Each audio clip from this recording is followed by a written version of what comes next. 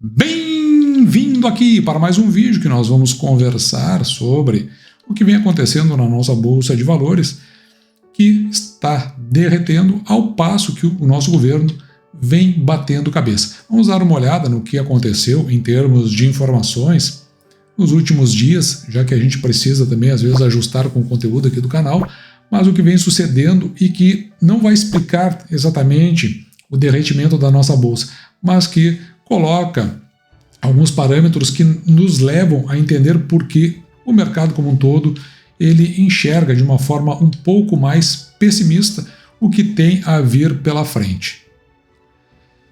Eu vou começar aqui por esta reportagem da Block Trends. Veja que ela é uma reportagem assinada por Leonardo Rubinstein e ela é do dia 22 de abril de 2024. Hoje é dia 25 de abril de 2024, portanto, é a contar do início da semana, 3 dias atrás. Então, veja que o presidente do BTG, sempre conhecido pelo seu otimismo, agora está pessimista com o Brasil. Então ele tem uma visão, a visão dele, e muitas vezes isso reflete ou pode refletir na interpretação, até na intenção do mercado como um todo. Então, o dono do maior banco de investimentos, então é de investimentos, não é o maior banco da América Latina, mas o maior banco de investimentos, ele compareceu num jantar a semana passada em Lisboa com grandes investidores e gestores de fundo. Então foi um jantar aqui nesse tópico específico, eu já vou explicar por que eu estou falando de jantar. E deu alguns pitacos, tanto quanto negativos para o país. Criticou a mudança da meta fiscal, isso aí refletiu desde a semana passada no humor do nosso mercado, e também disse que o atual colocado à frente do executivo é mais ideológico do que foi em seus dois mandatos anteriores, que foi de 2003 e depois o de 2006, e que nenhum de seus auxiliares atuais o contradiz como acontecia no passado de haver quem o contradissesse. Portanto, ele ainda vê que a hipótese de uma reeleição ela se torna bastante difícil caso o atual, à frente do executivo, acabe por se candidatar. Suas falas foram bastante contrárias do normal, em que normalmente o presidente, o dono do BTG, geralmente se coloca de uma forma bastante otimista.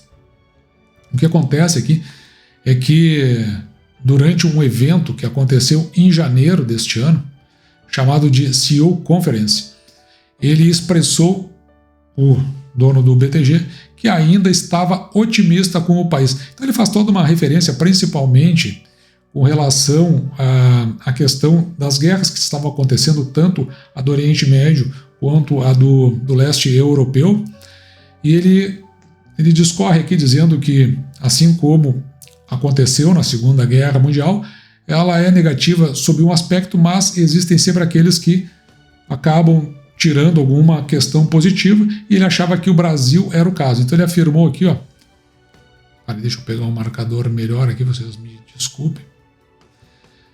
Então ele afirmou aqui, ó, que os conflitos geopolíticos seriam bastante bons para o Brasil, esses dois especificamente que eu falei. Então lá em janeiro, nessa conferência, ele estava, na conferência aqui na CEO Conference, ele estava otimista. E, portanto, agora ele tinha mudado essa posição.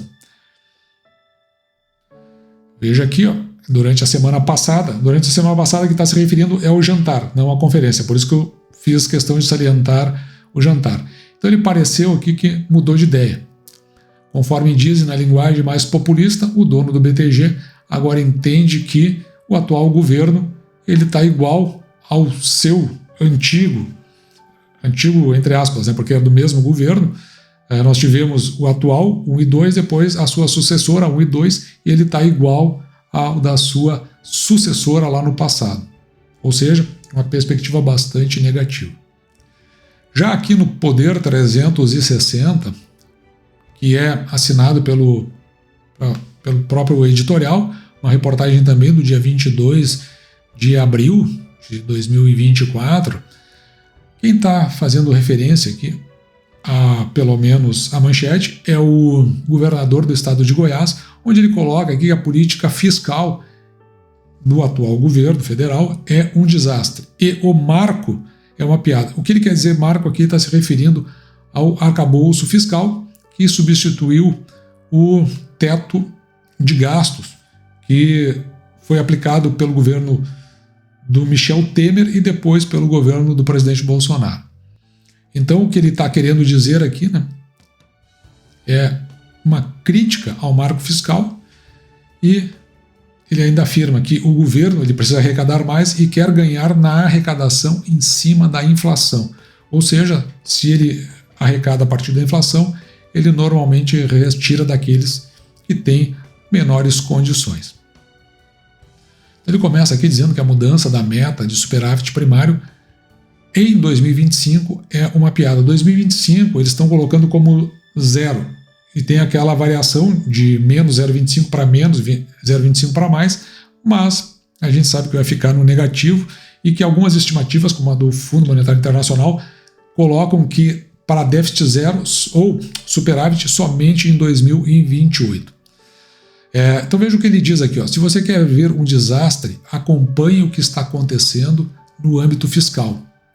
É o maior déficit que nós já vimos na história do país. E veja quando ele fala isso, e aqui no caso ele disse no Seminário Brasil Hoje, isso vai sendo refletido e vai tomando conta de um ânimos mais negativo em relação ao governo e também em relação à economia.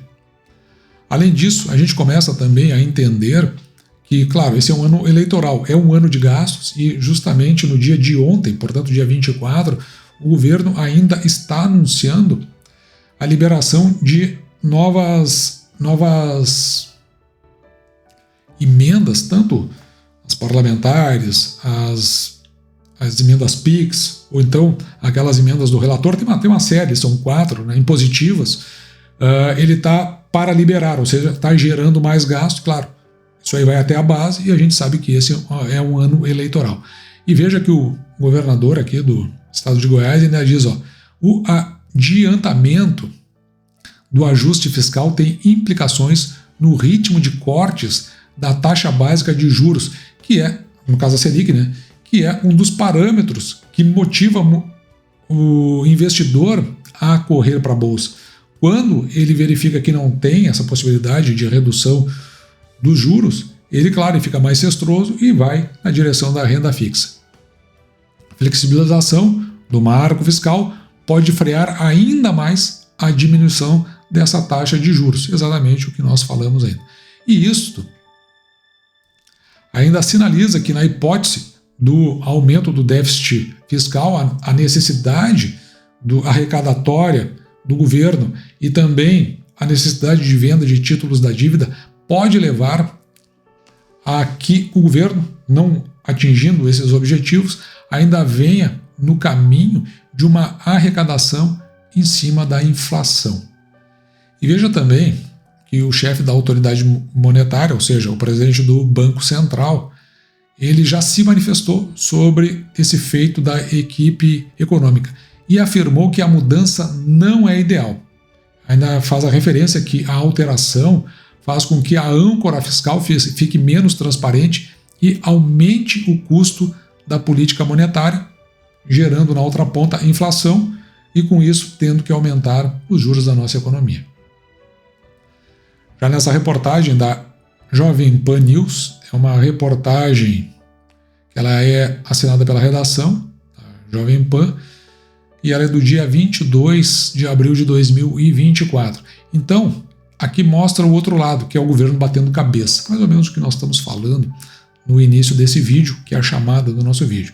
Veja que ele atual, colocado à frente do executivo, ele fez uma reunião, isso aqui correu pelas redes, você deve saber sobre isso. Mas ele chegou para o seu vice e disse que ele tem que ser mais ágil. E falou para o ministro da Fazenda que ele tem que ler menos. Isso aí ele está cobrando dos dois a articulação políticas dos seus ministros, porque afinal de contas o vice-presidente do Brasil também é ministro, e que eles precisam fazer parte desta articulação. E essa cobrança ela veio em cunho público. Então aqui ele cobrou a participação de seus principais ministros na articulação política. Isso porque ele está preocupado que o seu partido tem poucos congressistas no universo de 513 deputados e 81 senadores. E, consequentemente, ele não tem a amplitude de apoio que ele gostaria. Portanto, ele entende que o vice-presidente tem que ser mais ágil, tem que conversar mais. E o ministro da Fazenda tem que, ao invés de ler um livro, tem que perder algumas horas conversando com o Senado e conversando lá na Câmara. E também ele fez uma chamada para outros ministros de um escalão um pouquinho menor para eles passarem mais tempo conversando, não entre eles, conversando com os parlamentares. Ou seja, passou um pito público nos seus ministros. E ainda disse, a gente não pode reclamar porque política é exatamente assim, ou seja, fazer essas articulações. E ainda disse para eles, ou você faz assim, ou não entra para a política. Ou seja, em outras palavras, faz isso ou pede o chapéu e vai embora. Uma reportagem, não exatamente na direção da parte econômica, mas com reflexo lá também, veio na Veja, assinada por Matheus Leitão, que é o filho da Miriam Leitão, que é uma das fortes apoiadoras da nossa mídia para o atual governo, uma reportagem aqui do dia 21 de abril de 2024. E o que ele diz aqui, é a dificuldade do atual colocado à frente do executivo de conduzir a pauta política no Brasil. Ou, traduzindo aqui, e ele mesmo traduz, a tristeza de um país parado.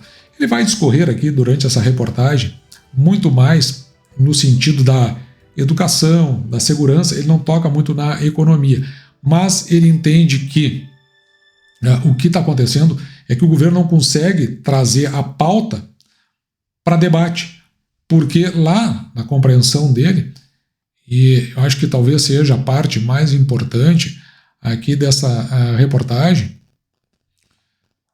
deixa eu marcar aqui só para a gente ter a questão principal, do que ele está comentando, é isso, que o governo atual não tem nenhuma proposta. Ou seja, não tem projeto. Então, ele não tem debate nem na sociedade e nem na Câmara, exceto esses exageros de gastos que a gente está vendo e, consequentemente, não tem uma visão concreta, que no caso ele está falando da questão social, da questão da educação, da questão da segurança, mas a verdade é que a proposta também não chega na questão econômica. E evidentemente que esse conjunto como um todo gera muita desconfiança do mercado como um todo. E as pessoas mais cestrosas, elas investem menos, ficam mais reticentes e veem evidentemente na renda fixa uma melhor oportunidade. Nós aqui no canal temos uma compreensão diferente. Nós entendemos que é justamente esses desmandos governamentais é que geram as oportunidades. E é quando, no cair da bolsa, as ações daquelas empresas mais consolidadas que nós temos começam a se tornar, em termos de preço na bolsa de valores, mais baratos e nós compramos, porque os resultados vão mais ou menos andar no entorno do que a gente tem visto. Embora eu até acredite que neste ano de 2024 eu não espero os mesmos resultados de 2023, que pegou aquela parte ou aquela força inicial do governo anterior, de 2022, do presidente Bolsonaro. A meu ver, agora o mercado como um todo vai começar a sentir dentro dos resultados das empresas o maior reflexo dos desmandos do governo. Então, por isso que quando nós fazemos as nossas análises aqui no canal, a gente coloca aquela questão mais conservadora, reduzindo tanto nas receitas quanto no lucro líquido e, consequentemente, nos proventos que estamos por receber. Mas eles devem ficar muito no entorno, talvez um pouquinho melhor do que aconteceu em 2022, porque nós utilizamos o método do reinvestimento, ou nós aumentamos as nossas posições de ação, e até mais ainda quando a bolsa derrete por conta dos desmandos, e consequentemente nós andamos em instabilidade mesmo quando o país em crise. Mas se isso está correto ou não, nós só vamos saber no final do ano. Se nós tivermos a visão mais ajustada, ou se também vamos juntos sucumbir como está acontecendo com o restante do país. Dito isso, eu vou ficando por aqui, espero que você tenha gostado. Me despeço de você, desejando que você fique com Deus e deixando, como sempre, o meu grande abraço.